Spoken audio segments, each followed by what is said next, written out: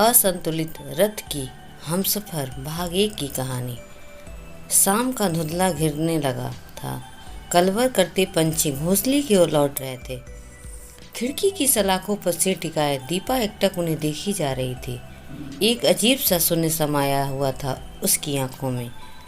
ये पक्षी रोज घोंसले में क्यों लौटते हैं?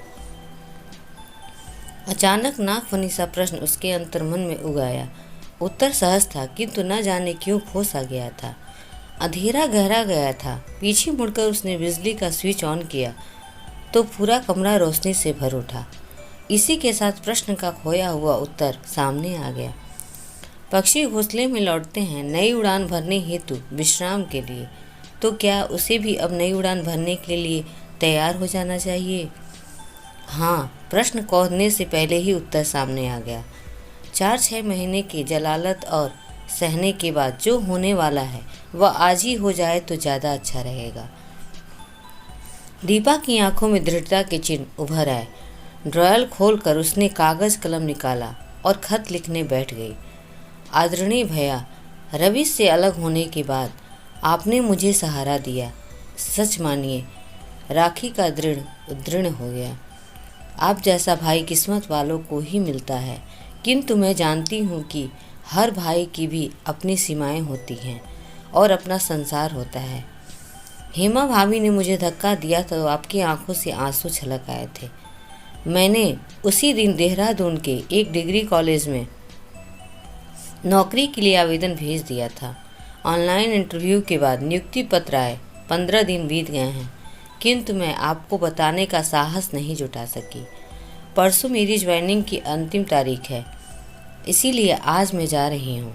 जानती हूँ कि आप मुझे बहुत प्यार करते हैं और मेरी आंखों में आंसू नहीं देख सकते। यकीन मानिए, मैं भी आपको उतना ही प्यार करती हूँ और आपके आंखों में आंसू नहीं देख सकती। इसीलिए यहाँ से जा रही हूँ। शायद यही हम सबके लिए अच्छा होगा। आपकी प्यारी बहन दीपा। दीपा ने पत्र को 2 बार पढ़ा, फिर आंखों से लगाकर चूमा। इस बीच आंखों से गिरी एक बूंद खत में लिखे उसके नाम को कब भिगो गई उसे खुद पता नहीं चला। उसने पत्र को मेज पर रखे पेपर वेट के नीचे दबाया, फिर सूटकेस में अपना सामान रखने लगी। घर में ताला बंद कर वह बाहर आई और बगल वाले घर की कॉल बेल दबाने लगी। थोड़ी ही देर में एक अधेड़ महिला बाहर निकली। दीपा ने चाबी उसी ओर बढ़ाते हुए कहा, आंटी, मैं ज़रूरी काम से देहरादून जा रही हूँ। प्रखर भैया ने कहा है कि घर की चाबी आपको दे दूँ। ठीक है बेटा, अपना ध्यान रखना, जमाना बहुत ख़राब है। महिला ने चाबी लेते हुए नसीहत दी। जमाना ही तो ख़राब है। दीपा ने गहरी सांस भरी और स्टेशन की ओर चल दी। देहरादून जाने वाली अंतिम ट्रेन आने वाली थी। सौभाग्य से उसमें एक बर्थ मिल गई। ट्रेन अपनी पूरी गति से दौड़ी जा रही थी। दीपा का अंतर्मन भी पूरा गति से दौड़ रहा था।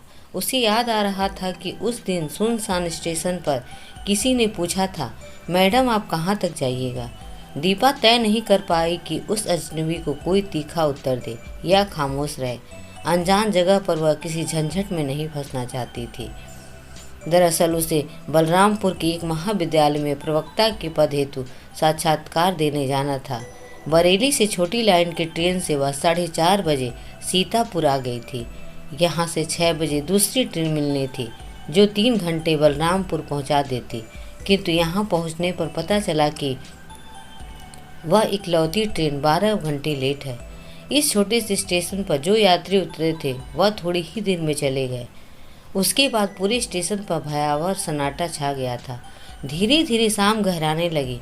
बेंच पर बैठी दीपा के समझ में ही नहीं आ रहा था कि क्या करे। मैडम आप कहाँ तक जाइएगा? तभी एक प्रश्न उसे अपने करीब आता हुआ महसूस हुआ। क्यों? दीपा ने अचक्काते हुए प्रश्नों की ओर देखा। आप स्टेशन मास्टर से बलरामपुर वाली ट्रेन के बारे में पूछ रही थी। मुझे भी वहीं जाना था, मगर ट्रेन तो 12 घंटे लेट है। उस युवक ने नटकते हुए अपनी बात पूरी की तो इस सुनसान स्टेशन पर रात में रुकना अकेली लड़की के लिए खतरनाक हो सकता है, उसने शांत स्वर में कहा। तो कहते हुए दीपा ने पहली बार ध्यान से उसकी ओर देखा। आकर्षक चेहरे वाला वह नौजवान पहनावे से किसी अच्छे घर का मालूम पड़ रहा था। तो यह रहा मेरा आधार कार्ड और ड्राइवरी लाइसेंस। आप अपनी सुरक्षा के लिए इसकी फ़ोटो खींचकर अपने घर वालों को भेज सकती हैं। फिर हम लोग टैक्सी शेयर करके बलरामपुर चल सकते हैं। 3-4 घंटों में हम लोग वहाँ पहुँच जाएंगे। नौजवान ने पर्स से अपना आधार कार्ड और डीएल निकाला, दीपा की ओर बढ़ाया। रवीश कुमार बहुत प्रसिद्ध नाम है। उसका नाम पढ़ दीपा के होठ हल्के से हिले। जी, बस नाम ही प्रसिद्ध है, मगर मैं बिल्कुल अप्रसिद्ध हूँ और बेरोजगार। उस नौजवान ने होठ भी हल्का सा मुस्कुराया। आप मेरी मदद क्यों करना चाहते हैं? दीपा ने सीधे उसकी आंखों में झांका। वह अभी भी संदिग्ध थी। एक तो इंसानियत की पुकार, दूसरी मेरी खुद की मजबूरी और खुदगर्जी। कैसी मजबूरी और खुदगर्जी? मैं एक बेरोजगार हूँ और बलरामपुर के एक महाविद्यालय में साक्षात्कार देने जा रहा हूँ। मेरे पास इतने पैसे नहीं है कि पूरी टैक्सी हायर कर सकूं। अगर आप चलेंगी तो मेरे आधे पैसे बच जाएंगे और आप भी सुरक्षित बलरामपुर पहुंच जाएंगी। नौजवान ने कहते हुए अपने बैग से एक लिफाफा निकाला, दीपा की ओर बढ़ाया। इसकी ज़रूरत नहीं है। दीपा उठ खड़ी हुई और उसका आधार कार्ड और डीएल वापस करते हुए बोली, चलिए टैक्सी हायर कर लीजिए। उनकी फ़ोटो तो खींच लीजिए, नौजवान ने कहा। अब इसकी ज़रूरत नहीं रही। न चाहते हुए दीपा खिलखिलाकर हंस पड़ी। क्यों? क्योंकि बिल्कुल ऐसा ही लिफाफा मेरे पास भी है और मैं भी उसी महाविद्यालय में साक्षात्कार देने चल रही हूँ। दीपा मुस्कुराई। अजब इत्तेफाक है। नौजवान ने सिर हिलाया। हाँ, इत्तेफाक तो अजीब ही है। दीपा एक बार फिर हंसी तो उसके खूबसूरत गालों में गड्ढे पड़ गए, जिससे उसकी खूबसूरती कुछ और निखर आई थी। रवीश चंद पल तक अपलक उसे देखता रहा। फिर उसे लगा कि कहीं उसकी चोरी पकड़ नहीं ली जाए, इसलिए दीपा का सूटकेस उठाते हुए बोला, टैक्सी स्टैंड करीब ही है, वहीं चलकर पता करते हैं। आप रहने दीजिए, मैं उठा लूँगी। संकोच से भरी दीपा ने रवीश से सूटकेस लेने की कोशिश की तो उसका हाथ रवीश के हाथ से टकरा गया। एक अजीब सी सिरहन दौड़ पड़ी पूरे बदन में। जानता हूँ आप उठा लेंगे, लेकिन सभ्यता भी कोई चीज़ होती है। रवीश ने अपनी आंखें बंद कर कुछ सोचने का अभिनय किया, फिर बोला, आजकल बराबरी का ज़माना है, इसीलिए अगर मैंने आपका बोझ उठाया है तो आप मेरा बोझ उठा लीजिए। कहते हुए उसने अपने कंधे पर टंगा बैग उतार दिया कर दीपा की ओर बढ़ा दिया। हंसती हुई दीपा ने उसका बैग अपने कंधों पर टांग दिया। जाने क्यों रवीश का यह व्यवहार उसके अंतर मन को छू सा गया था। टैक्सी से वे लोग 9:30 बजे बलरामपुर पहुंच गए। प्रबंध तंत्र ने सभी के ठहरने का इंतजाम महाविद्यालय के गेस्ट हाउस में किया था। अगले दिन दीपा का साक्षात्कार बहुत अच्छा हुआ। उसने मन में आस जगी थी कि शायद नियुक्ति उसके मिल जाए, किंतु नियुक्ति मिली डॉक्टर रवीश कुमार को, और मिलती भी क्यों नहीं। Throughout first class gold medallist और सभी अभ्यर्थियों में इकलौते पीएचडी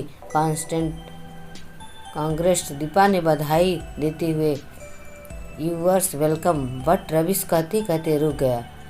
बट अगर इस महिला 2 वैकेंसी होती तो तुम्हारा भी अपॉइंटमेंट हो गया जाता, फिर हम दोनों का साथ बना रहता। रवीश के स्वर में बिछड़ने का दर्द उभर आया। काश ऐसा हो पाता। दीपा की निश्वास छूटी। अगर तुम चाहो तो यह साथ बना रह सकता है। रवीश के चेहरे पर दृढ़ता के चिन्ह उभर आए। ऐसा लग रहा था कि वह कोई निश्चित करने आया हो। वह कैसे? मुझसे शादी कर लो। दीपा रवीश ने सीधे अपनी आंखों में झांकते हुए तीर छोड़ दिया। वो कैसे? ये लेकिन सब क्या? मैं दीपा की कांपते होठों से कुछ अस्पष्ट शब्द निकलने वह तय ही नहीं कर पा रही थी कि उसे क्या करना चाहिए। रवीश की अप्रत्याशित वर्षा से वह कर्तव्य विमुक्त सी हो गई थी। क्या मैं तुम्हें नापसंद हूँ या तुम किसी और को पसंद करती हो? रवीश ने एक बार फिर उसकी आंखों में झांका। यह बात नहीं। दीपा सेहरी उठी। तो फिर इतना बड़ा फैसला कोई इतनी जल्दी कैसे कर सकता है? दीपा कसमसाई। तुम्हारी कहना भी ठीक है। रवीश ने सिर हिलाया, फिर बोला, ट्रेन का लेट होना, सुनसान स्टेशन पर तुमसे मिलना, उसके चंद घंटों के भीतर मेरा बेरोजगार से एक प्रतिष्ठित विद्यालय का प्रवक्ता बन जाना, सब कुछ पूर्व निर्धारित सा लगता है। कल जब पहली बार तुम्हें देखा था तो न जाने क्यों दिल ने कहा था कि तुम वही हो जिसकी मुझे तलाश है। तब कुछ कहने की हिम्मत नहीं जुटा सका, लेकिन आज कह सकता हूँ कि किसी भी लड़के को तुम्हारी जैसी सुंदर और उच्च शिक्षा लड़की को जीवन साथी के रूप में पाकर गर्व होता है।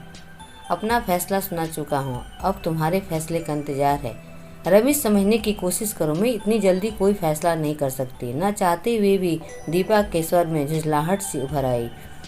मैं समझ सकता हूँ, यह सब इतना आसान नहीं है। रविश ने सिर हिलाया, फिर बोला, मैं तुम्हारे साथ बरेली चलता हूँ। रास्ते में जो जी भर कर सोच लेना, उसके बाद अगर कहोगी तो तुम्हारे घर वालों से मिल लूँगा, और अगर मना करोगी तो स्टेशन से ही वापस लौट आऊँगा। ठीक है? दीपा ने हामी भरी। उसे इस प्रस्ताव को कोई बुरा नजर नहीं आई। वैसे भी कल के सफ़र में रवीश अपनी शराफत का परिचय दे चुका था।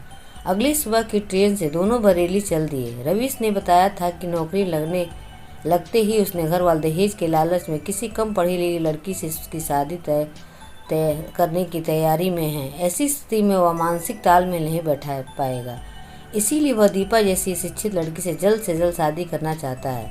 दीपा उस रात सो नहीं पाई थी। उधेड़ बूंद करवटें बदलती रही। रास्ते में भी वह मौन ही रही। रवीश ने भी उसे नहीं टोका, वह उसे भी जी भर कर सोच लेने का अवसर देना चाहता था।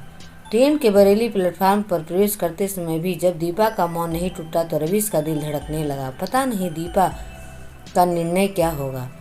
आगे की कहानी सुनने के लिए कल इसी टाइम सुने।